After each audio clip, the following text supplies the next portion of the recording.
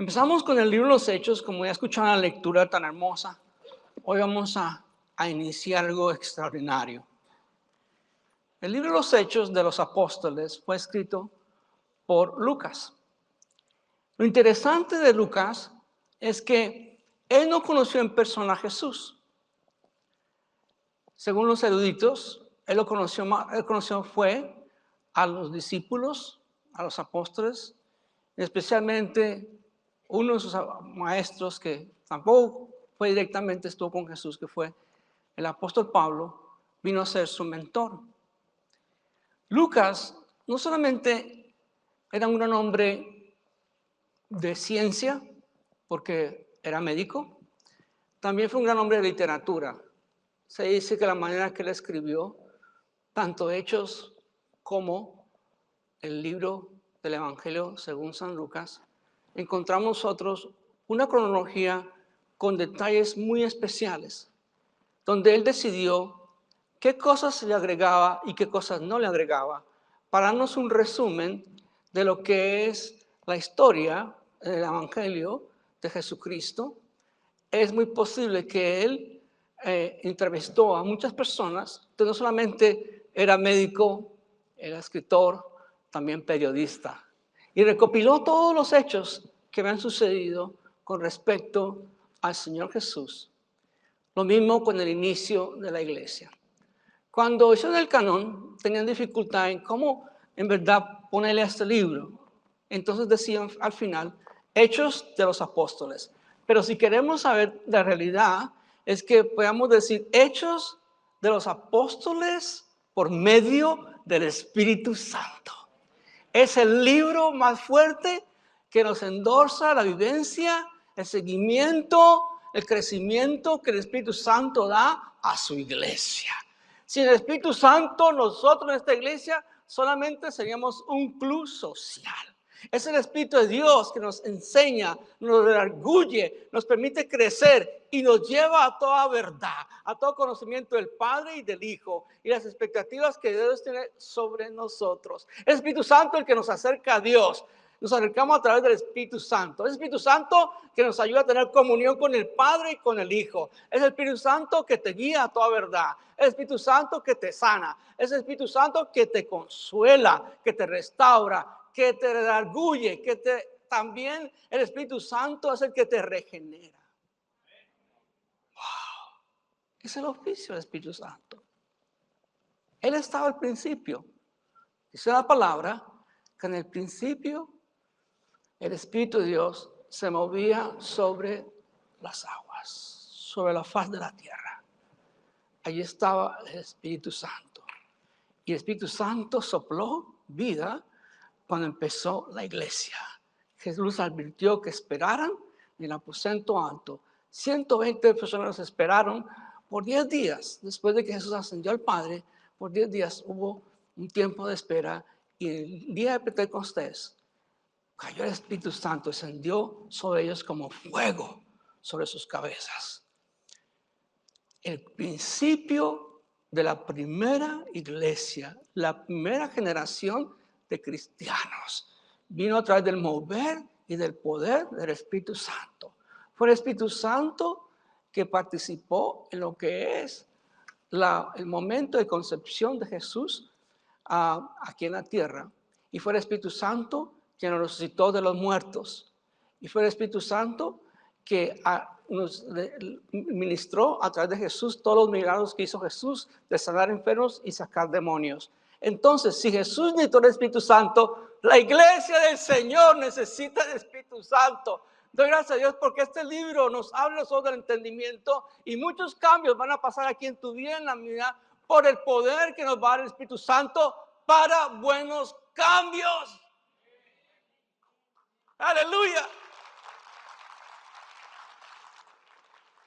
Lucas abre Hechos en su segundo libro, porque es su segundo, y algunos especulan que iba por al tercero. Este libro de los Hechos escribió aproximadamente en el año 63. Porque en el año 61, si se acuerdan, Pablo fue arrestado en Jerusalén.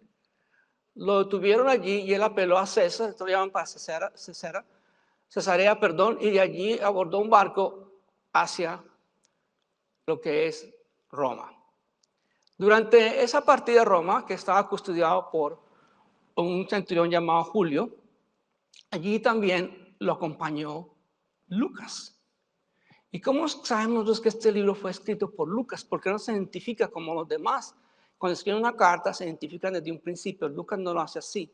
Él está escribiendo a audiencia de uno, a un hombre llamado Teófilo.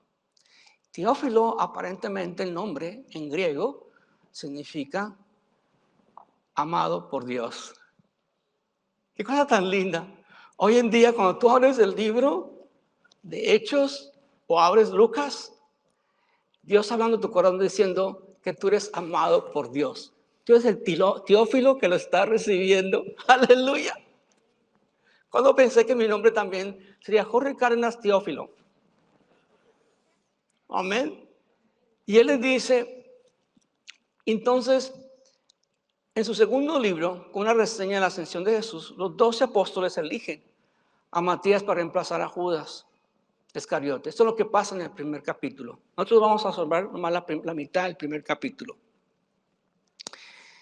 Veamos. Dice, en el primer tratado, oh Teófilo, que significa amado, ¿por qué? Por Dios. Hablé acerca de todas las cosas que Jesús comenzó a hacer y a enseñar. Cuando dedica este libro, nos recuerda cómo también abordó a Teófilo en el libro de Lucas. Miremos Lucas capítulo 1, 1 al 4. Acompáñenme. Cuando digan allá, díganme amén. Y reciban hoy, porque al rato vamos a hacer la prueba en las mesas. Hay examen.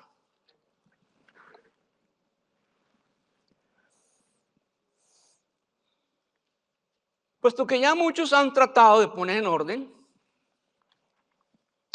la historia de las cosas entre nosotros, me encanta él siempre se incluye entre nosotros. Es más, una de las razones por qué sabemos que es Lucas el que escribe Hechos, por el capítulo 16, el 17, después en el 27, en el 20 y después en el 27, es cuando se identifica de una manera extraordinaria de que Lucas es el escritor de Hechos. Pablo menciona también a Lucas en Colosenses, capítulo 4, el versículo 11 y el 14. Él menciona a Lucas y lo llamaba nada más y nada menos el médico amado. Y de nuevo, no solamente era una persona de ciencia, pero una persona con alto nivel de literatura. Su fluir en el escribir en el griego, impresionantemente eficiente, hermoso, fácil de entender y correr con la historia. Entonces dice, de nuevo, estábamos leyendo ahí en Lucas 1 al 4. Puesto que ya muchos han tratado de poner en orden la historia de las cosas que entre nosotros han sido ciertísimas, tal como nos las enseñaba, lo que desde el principio lo vieron con sus ojos. Y fueron ministros de la palabra, me han parecido también a mí, después de haber investigado con diligencia todas las cosas desde su origen. Escribírtelas por orden, oh excelentísimo Teófilo, para que conozcas bien la verdad de las cosas en las cuales han sido instruidos. Miren lo clave de todo esto. Aparentemente, Teófilo era un hombre de influencia. Es muy posible que era un gentil. Se cree, los eruditos piensan y creen que en realidad Lucas es el único gentil que escribió en la Biblia. Todos fueron judíos. Amén. ¿Me equivoqué o qué? Ok, listos. Pero se cree que es muy posible que Lucas hubiera sido gentil precisamente por su dominio del griego o como un Timoteo, que era una mezcla entre un griego y un judío, ¿no es cierto? Entre un griego y una esposa judía, para hacerlo más claro, para que no haya equivocaciones aquí medio raras. Entonces, sabiendo eso, Lucas, como un gran hombre de Dios, empieza a escribir esta notificación, tanto en Lucas del 1 al 4, y ahora la verificamos de nuevo aquí en Hechos. De nuevo le escribe es a Teófilo. Es asombroso el esmero de atención que le pone a cada detalle. Es más, él sí conoció, según expertos en cronología e historia, que sí estuvo al lado de la Virgen María después de un tiempo, cuando andaba con los discípulos, conoció a la Virgen María y posiblemente él la entrevistó de todo lo que sucedió en su vida. Versículo 2. Hasta el día que fue recibido arriba, después de haber dado mandamientos por el Espíritu Santo a los apóstoles que había escogido.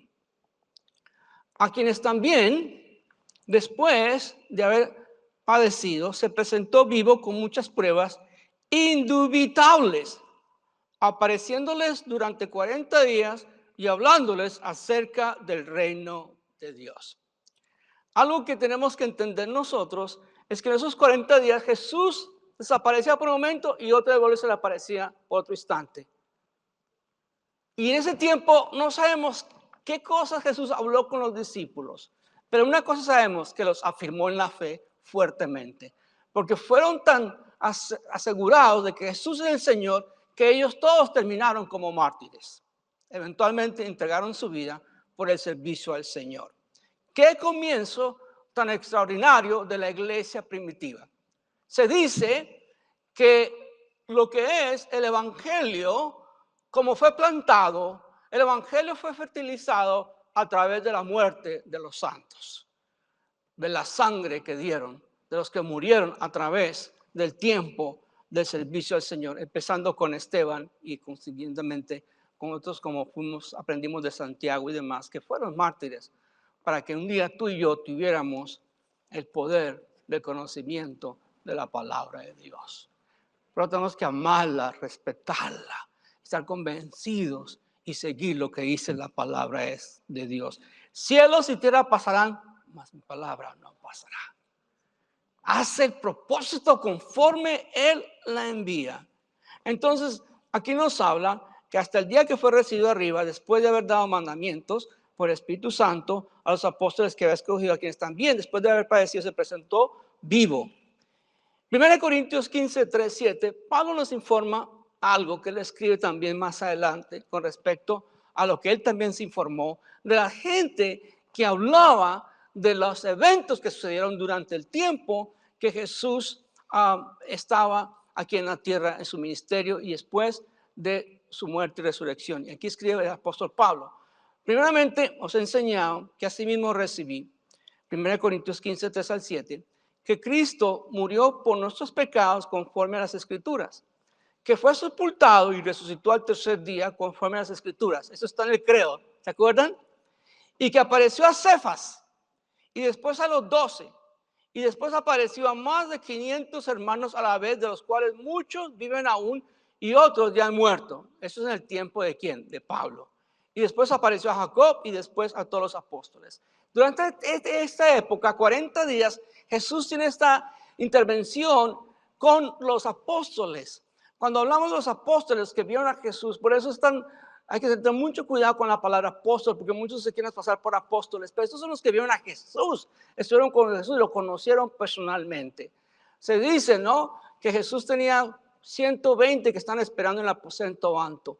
Tuvo también 70 de esos 120 y antes de esos 70 tenía ¿cuántos? 12, los más íntimos, y tenía 3 muy íntimos, ¿no es cierto? Entonces aquí nos enseña una vez más, estos 40 días hubo algo especial. Y estando juntos, les mandó que no se fueran de Jerusalén, sino que esperasen la promesa del Padre, lo cual les dijo, oíste de mí. Si miramos otra vez Lucas 24, 49, una vez más nos confirma la concordancia de lo que Jesús les dice a sus discípulos. Miren lo que dice en Lucas 24, 49.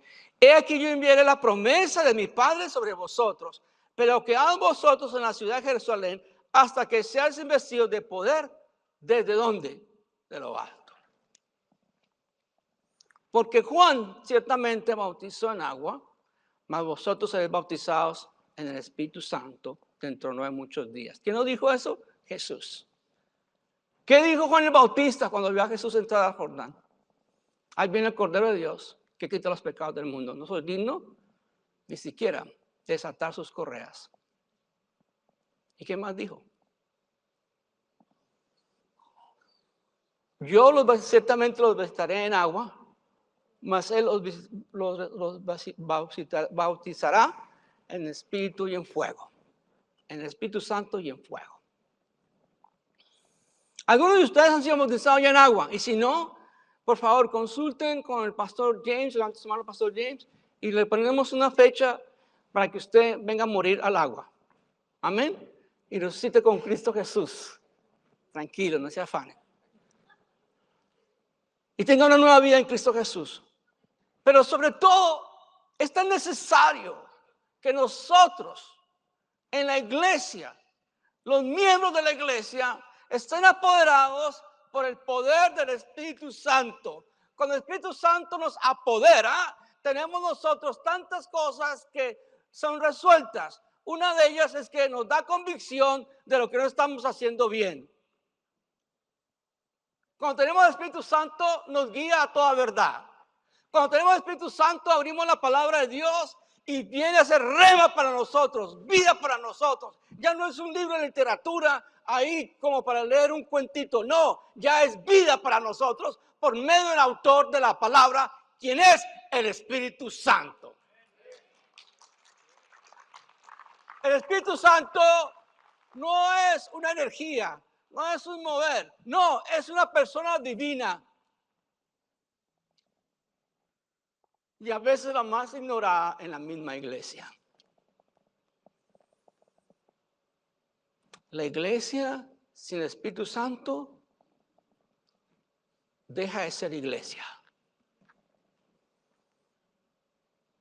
Tú y yo necesitamos el consuelo. Y necesitamos de parte del Espíritu Santo también confrontación de nuestras vidas, del pecado. Es el que nos redarguye de todo pecado. El Espíritu Santo que nos ayuda a nosotros contra el pecado. Y el Espíritu Santo que nos consuela. Cuando usted no tiene alguien que te llame y te diga, ¿cómo estás o cómo va tu vida? El Espíritu Santo está contigo. Él te consuela. Pase lo que estés pasando en tu vida. Yo sé cómo se los digo. Ser bautizado en el Espíritu Santo es un momento de transformación. Hemos hecho algo, amada iglesia, especial. Y queremos transmitirlo. Ese recinto ha sido dedicado a la unción y al mover del Espíritu Santo. Tenemos otros espacios donde usted puede ir a comer, tomar café, hablar, hacer muchas cosas, muchos lugares de enseñanza y todo muy lindo, todos lugares hermosos y sagrados, pero este lugar tiene algo muy íntimo y tenemos que cuidar de él y respetar sus normas desde que entramos, porque queremos dar el respeto al Espíritu Santo. Cuando la palabra de Dios es expuesta, escuchamos, recibimos, escribimos. Y si quiere hacer comentarios, tenemos unas mesas para que lo haga cuando termine. Ah, qué bien. Queremos volver a la iglesia nueva testamentaria, una iglesia donde había relación entre los hermanos, donde se resolvían problemas que se daban. Necesitamos desesperadamente en las iglesias del Señor aquí en Houston, en Estados Unidos y en el mundo entero, el mover del Espíritu Santo, porque cosas están pasando no muy agradables y vienen aún otras peores. Y tenemos que estar preparados por medio de lo que escuchemos, de la voz legítima, apacible, sobre el servido del Espíritu Santo.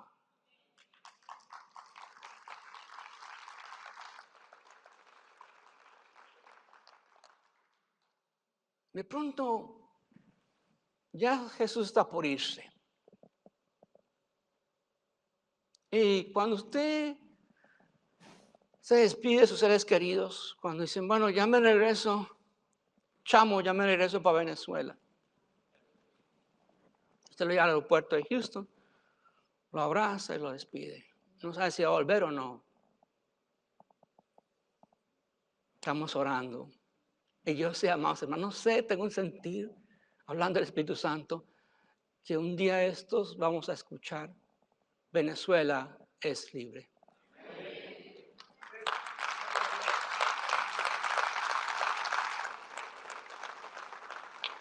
Y después va a ser un dominó. Cuba es libre. Nicaragua va a ser aún más libre. El Espíritu Santo se está moviendo con poder a través del globo terráqueo. Y sin embargo, esos muchachos que estaban con Jesús, lo primero que tenían en su corazón antes de despedirse de él, lo que tenía una preguntita muy especial, muy especial. Y la preguntita tenía que ver con los tiempos. Es normal de todos nosotros siempre hacer esa preguntita, ¿no? ¿Qué va a pasar? ¿Y qué va a pasar? ¿Y qué va a pasar? Es normal, ¿no es cierto?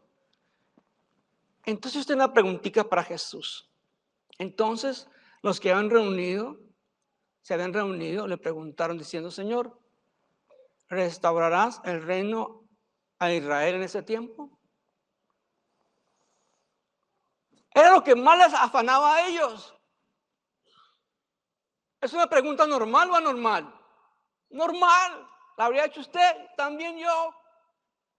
A veces nosotros miramos cómo Adán y Eva les prohíben el fruto y va la Eva ya a probar el fruto.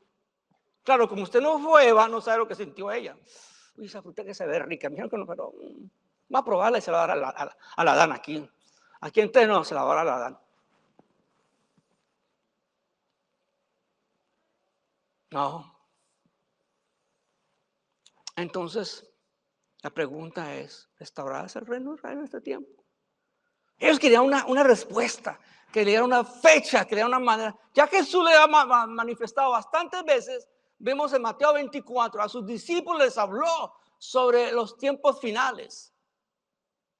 Sin embargo, vuelven a preguntar, ¿vas a restaurar a Israel en este tiempo? Y note la palabra Israel. Para que ustedes no se dejen dominar de los medios de comunicación. Israel es importante y sigue siendo importante. Y será importante. Porque es una nación escogida por Dios. Tuve el otro día, estuvimos con mi esposa en un servicio fúnebre el viernes que no pude estar en la iglesia. Justo de un judío. El padre de un amigo mío. Y fue interesante, muy interesante. No es la primera vez que hemos estado en un servicio fúnebre de judíos. Ellos tienen su manera, tienen sus tradiciones, sus oraciones. Oran de la Torah, abren salmos, obviamente, y especialmente les encanta continuamente decir Adonai, Adonai, Adonai, que es el Señor, el Señor, el Señor. Pero cuando entraron al cuerpo de la persona dentro de la tumba, dijo algo rabino que me dejó, qué triste. Aquí yace fulano de tal, desde ahora y para siempre. Cuando sea mi turno y si me toca una bóveda, tranquilos, yo no voy a estar ahí. Yo estoy en la presencia del Señor, porque es la promesa de Él que nos da vida y vida por la eternidad. La tumba no tiene ningún poder contra nosotros. Contra el creyente no tiene ningún poder el dolor de la tumba. Como que no lo creen ustedes. Recíbanlo de parte de Dios. Quítese el temor a la muerte. Tenga temor de no hacer las cosas para el Señor bien. A eso teme, a la muerte no. Jesús les contesta. No nos toca a vosotros saber los tiempos o los sazones que el Padre puso en una sola potestad. Dios tiene un día figurado y tiene la fecha en el calendario. No es una canción, es una realidad. Todo se va a acabar eventualmente. Y qué bendición que vinimos del libro de Apocalipsis, entramos a Santiago y ahora Hechos. Los hechos de los apóstoles por medio del Espíritu Santo. No os toca a vosotros saber los tiempos o los sazones que el Padre puso en una sola potestad. Y subraya la siguiente palabra. de 4 letras. Pero, subrayala. Pongan su Biblia. El Señor no se va a poner bravo si usted la subraya. Pero, el pero más hermoso en la Biblia, especialmente en este libro de los Hechos. Este libro de los Hechos se abre como un abanico. Después les explico cómo se extiende ese hermoso abanico. Mira lo que dice el Señor. Pero recibiréis poder cuando haya venido sobre vosotros, iglesia, el Espíritu Santo, y me seréis testigos en Jerusalén, en toda Judea, en Samaria y hasta lo último de Katy.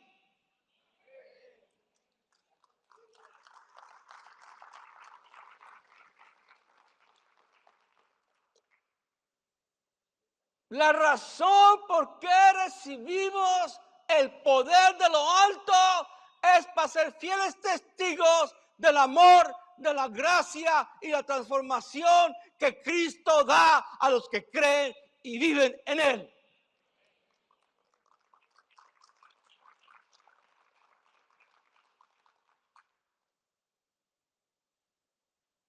Necesitamos un cambio, iglesia. El Señor nos dice como iglesia, y no contristéis al Espíritu Santo con el cual fuiste sellado. Si tú o yo hemos contristado al Espíritu Santo, es el día de redención. ¿Cómo piensas? ¿Cómo hablas? ¿Cómo actúas? Todo lo que el Espíritu Santo te da es para cambiarte a ti, para que sea una vitrina de fiel testimonio del que te salvó, del que te redimió y el que pagó el precio de todas tus maldiciones. Cuando alguien diga, yo quiero lo que ese tiene, es porque usted está siendo fiel con su testimonio. San Francisco de Asís decía, predica el evangelio. Y si es necesario, habla. ¿Lo entendieron? Predica el evangelio. Si es necesario, habla. Si es necesario, habla. Tu testimonio habla volúmenes. El apóstol Pablo predicaba, siempre empezaba con su testimonio. Su encuentro con Jesús yendo a Siria, a Damasco. Y hablaba con gente muy poderosa de gobierno. Empezaba con su testimonio. Un creyente débil es un creyente que no comparte de Cristo.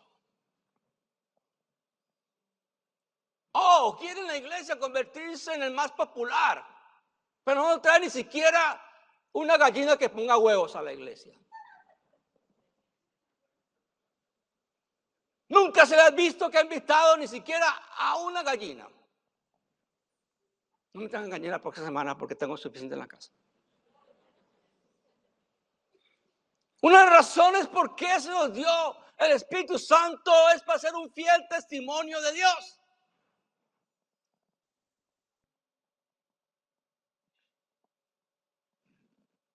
Pasa una persona y dice, yo tenía $8. Y nuestro primer contrato se lo dimos al Señor. Y el Señor lo convirtió en algo grande.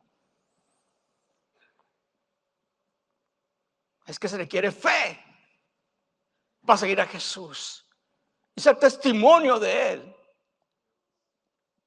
Estoy aquí en este día, en este altar, en este púlpito.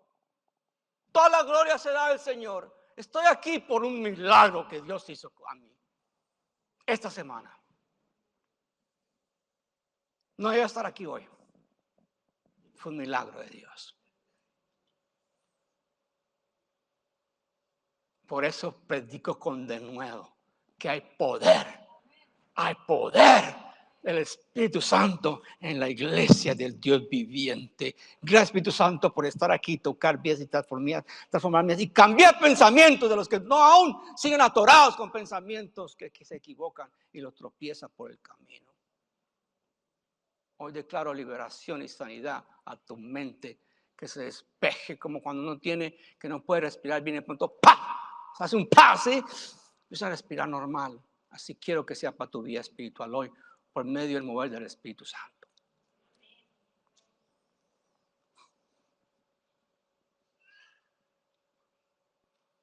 Y recibiráis poder. Y aquí viene el abanico. Y me seréis testigos en Jerusalén. Los primeros 7 capítulos de Hechos tienen que ver en Jerusalén. Del 8 al 12, Judea y Samaria, con Pedro. Del 13 en adelante, Asia Menor, Europa. Lo conoció ese entonces por medio del apóstol Pablo, que cuando él escribe, dice que todo lugar que él pisó, lo llenó con el evangelio. ¡Qué hombre de Dios! ¿Sabe por qué fuimos elegidos? No por obras. Fuimos elegidos por gracia. ¿Y sabe por qué esa gracia? Para que obremos. Tan hagado con tu vida para el Señor, que lo glorifique. Es fácil desde el ruedo estar de atrás, observar, criticar, levantar la tarjeta. La alabanza estuvo un 4 o un 5. ¿Qué opinan? El pastor un 3 o un 2. ¿Qué opinan? Es tiempo de trabajar, iglesia. Ustedes tienen llamado de Dios. Cada uno específico.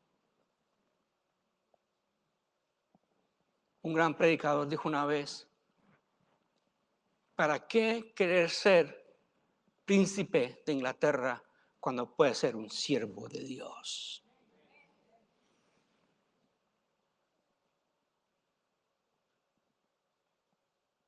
Y el mismo predicador dijo algo. El mismo predicador dijo algo impresionante. Dijo: si 1/3 de los ángeles fueron engañados por Satanás, ¿qué será de los que no leen y aplican la palabra de Dios? ¡Wow!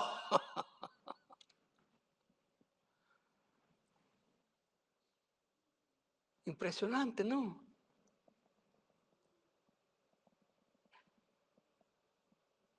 Lo que Dios puede hacer con un creyente que le crea al Señor. Por eso nos llamamos creyentes de Cristo Jesús. Juan 16, 12 al 16 nos dice, porque el Espíritu Santo, mira lo que dice Juan 16, 12 al 16. Aún tengo muchas cosas que deciros, es Jesús hablando, pero ahora no las podéis sobrellevar. No era el momento. Necesitaban más tiempo, madurez y conocimiento. Pero cuando venga el Espíritu de verdad, ¿qué es el Espíritu de verdad? El Espíritu Santo. Él os guiará a toda la verdad. ¿Quién nos guía? El Espíritu Santo. Porque no lo hará por su propia cuenta, sino que lo hará todo lo que oiga, os hará saber las cosas que habrán de venir. Aleluya. Él me glorificará porque tomará de lo mío y os hará saber. Todo lo que tiene el Padre es mío. Por eso dije que tomará de lo mío y lo hará saber. El Espíritu Santo no llama atención a sí mismo. Se nos dirige al Padre, nos dirige al Hijo a través del conocimiento de la palabra de Dios. Aunque Jesús les dijo: todavía un poco no me veréis, y de nuevo un poco me veréis, porque yo voy al Padre. Ya están advertidos, no era nada nuevo. Él se sentó a la diestra de Dios cuando ascendió, ¿no es cierto? ¿Y dónde sucedió cuando empezó a ascender Jesús? ¿Dónde sucedió? Dice en la Biblia que fue en Betania. Marcos 16, 19 y 20 dice lo siguiente: y los sacó fuera hasta Betania, y alzando sus manos los bendijo. Y aconteció que bendiciéndolos se separó de ellos y fue llevado arriba al cielo. Ellos, después de haberle adorado, volvieron a Jerusalén con gran gozo y estaban siempre en el templo alabando y bendiciendo a Dios.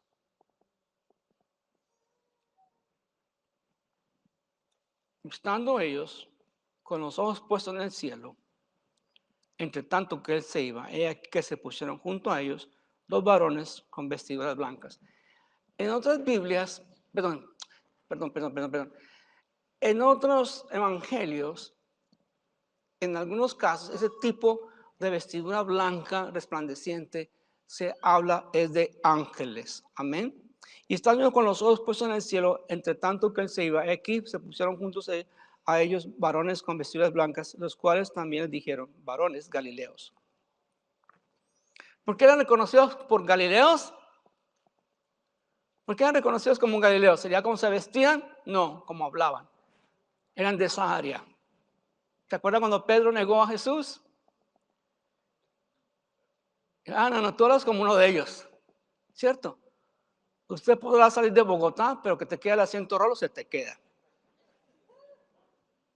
Usted puede ser de Monterrey, pero que eres así corto para hablar, es corto para hablar. Tú puedes ser del DF y vas a hablar mucho.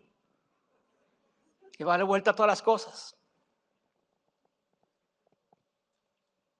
Porque estáis mirando al cielo. Estimo Jesús que ha sido tomado de vosotros al cielo. Así vendrá, como le has visto ir al cielo. El Señor está por venir. Necesitamos un soplo del Espíritu Santo. Mientras viene el grupo de alabanza,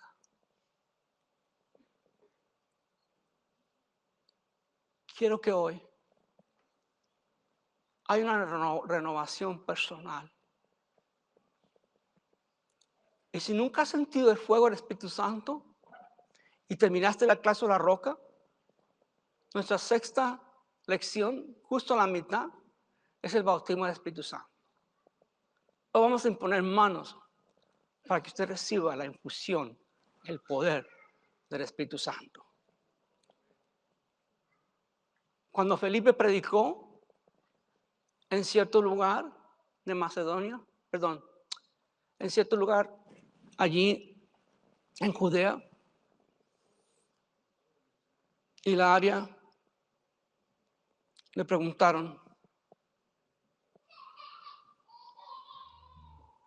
¿ha recibido el Espíritu Santo? ¿Y quién es el Espíritu Santo? Algunos ni sabían. Y hoy quiero que usted está aquí, que el Espíritu Santo lo toque. Que reciba una infusión de poder. Va a sentir como fuego, una calor especial.